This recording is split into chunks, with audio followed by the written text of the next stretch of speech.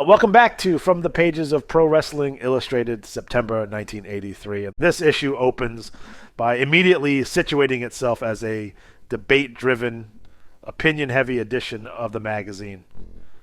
Even before the feature articles take over, the framing is clear. This is an issue about legacy, power, and consequence. The cover blurbs promise controversy rather than celebration, asking readers to weigh history, question title changes, and consider whether greatness can ever truly be measured.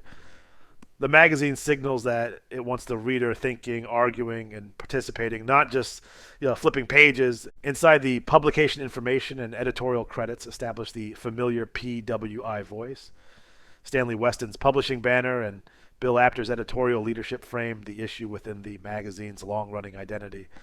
This is not a casual fan book. It is presented as a journal of record for professional wrestling, with writers, columnists, and contributors positioned as authorities and commentators.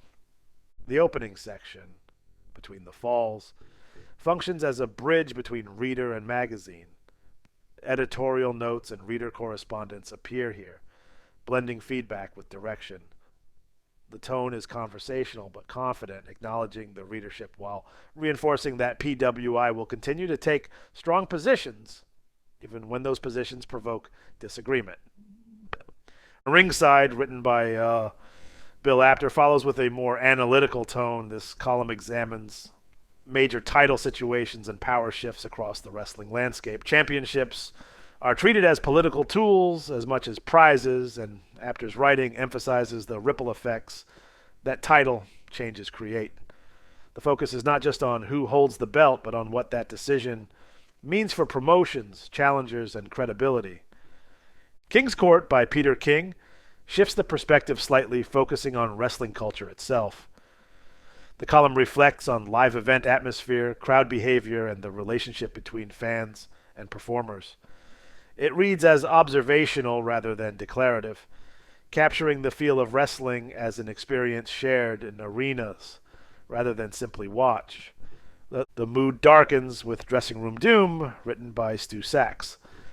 This feature examines backstage tension and internal power struggles, framing them as inevitable in an industry built on ego, ambition, and hierarchy.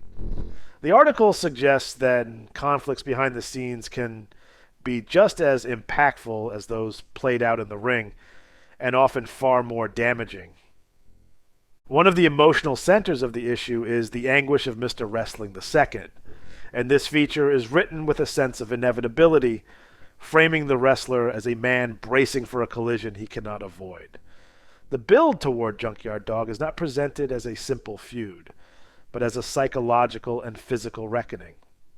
The language emphasizes strain, pressure, and consequence, portraying the conflict as something that will change both men. The magazine then pivots to press conference Tommy Rich.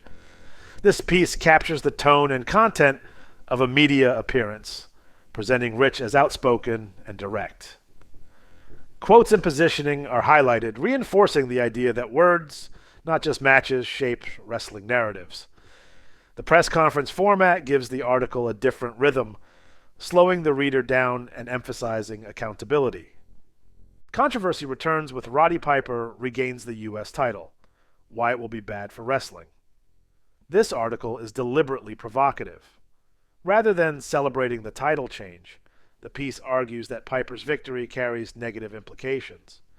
The framing challenges readers to separate popularity from responsibility, suggesting that not all exciting outcomes serve the long-term health of the business. It is a reminder that PWI is willing to critique even its biggest stars. The question of legacy continues with, is Rick Martel the man to unite the two world titles? This feature explores the concept of unification as both opportunity and risk. Martel is positioned as a credible candidate, but the article remains speculative rather than definitive. The idea of a single champion is treated as monumental, with potential to reshape wrestling's power structure. Reader participation becomes central with the special fan ballot focused on Bruno Sammartino. The magazine directly asks whether Sammartino is the greatest WWF champion ever. This is not framed as a rhetorical question. Voting instructions and explanations are provided, turning readers into active contributors to wrestling history as PWI sees it. The ballot reinforces the magazine's belief that legacy is something fans help decide. A visual pause arrives with the full-color pinup of Kevin Von Erich. This section shifts the pacing completely. The photography is designed to be lingered over, offering a moment of admiration and aesthetic appreciation after pages of debate and analysis. The pinup acts as a visual reset before the magazine moves back into data and opinion. The ratings and ranking section follows, grounding the issue in structure. Wrestlers are evaluated, positioned, and compared. This section reinforces PWI's role as an arbiter, presenting ordered lists that invite agreement, disagreement, and endless discussion. Advertisements are woven throughout the issue, and they demand attention. Mail order ads promote wrestling memorabilia, photos, and collectibles. Bodybuilding and fitness ads promise transformation through supplements and training programs. Hair restoration ads speak to insecurity and reinvention. Novelty and spy gear catalogs appear alongside magazine subscription offers, creating a collage of early 1980s consumer culture. Each ad is dense with copy, pricing, and ordering instructions, reflecting a pre-digital economy where fandom was expressed through mail, checks, and patience. Letters and reader response sections return the focus to the audience, allowing fans to react not just to wrestlers, but to the magazine itself.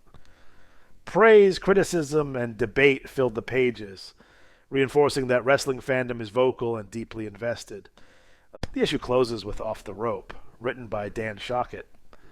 This final column acts as a release valve, offering commentary that feels reflective rather than confrontational. It brings the issue to a close without resolving every question raised, leaving readers with ideas to consider rather than answers to accept. By the final pages, Pro Wrestling Illustrated, September the 1983, feels less like a recap of events and more like a forum. It captures wrestling as a living argument about greatness, power, and consequence, shaped as much by fans and writers as by wrestlers themselves. See you next time. Farewell from the Empire State.